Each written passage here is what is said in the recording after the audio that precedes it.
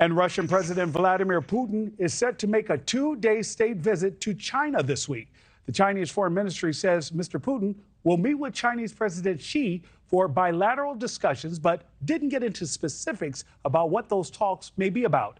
The trip will be Putin's first foreign visit since being sworn in last week for his 5th term. As Israelis gather for Independence Day celebrations across the Jewish state, today the U.S. is ramping up its efforts to get Israel to commit to a post-war plan for Gaza. The White House stepping up its rhetoric in recent days, trying to pressure the Netanyahu government into mapping out the Palestinian territory's future, saying Israel hasn't provided a plan to protect civilians in Rafah ahead of a military operation in the city. NewsNation's Robert Sherman is live in Tel Aviv. And Robert, is there any chance Prime Minister Netanyahu delivers that plan in the coming days? Yeah, we haven't seen any indication of that coming, Nick, despite the fact that the White House and the U.S. are upping the pressure on the Israelis to find some kind of a long-term solution here, especially given the fact that what we've been seeing in recent days are Hamas battalions effectively reforming in central and northern Gaza. That's why the U.S. is saying that the Israelis need some kind of an exit strategy to angle towards. Take a listen to this. Military pressure is necessary, but not sufficient to fully defeat Hamas. If Israel's military efforts are not accompanied by a political plan for the future of Gaza and the Palestinian people, the terrorists will keep coming back. So we are talking to Israel about how to connect their military operations to a clear strategic endgame. Something else to note, the White House also following up on last week's report, which said it's reasonable some of Israel's actions are not consistent with international law.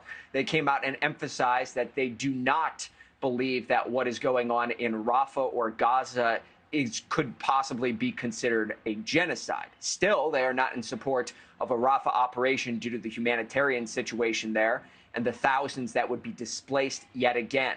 In terms of ceasefire talks, however, Qatar coming out just a few minutes ago saying at this point, the talks seem to be stalling.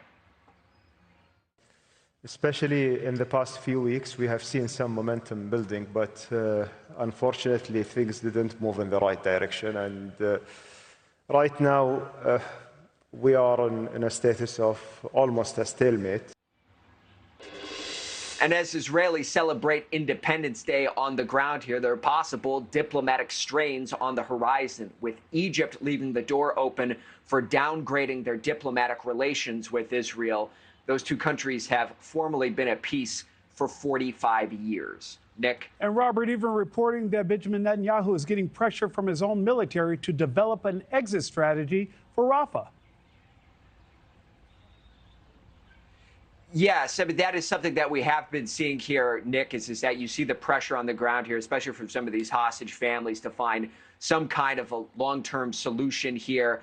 That's one part of the equation. But then on the other hand, you also see people here who believe that if the job is left undone, if they don't finish the operations in Rafah, then October 7th happening again is a strong probability. So there are diverging thoughts on the ground here, but pressure coming in different directions. Nick? NewsNation's Robert Sherman live in Tel Aviv. Robert, thank you so much. Thanks for watching, everybody. Go to joinnn.com to find NewsNation on your television provider. Also, don't forget to click that red subscribe button below to get more of NewsNation's fact-driven, unbiased coverage.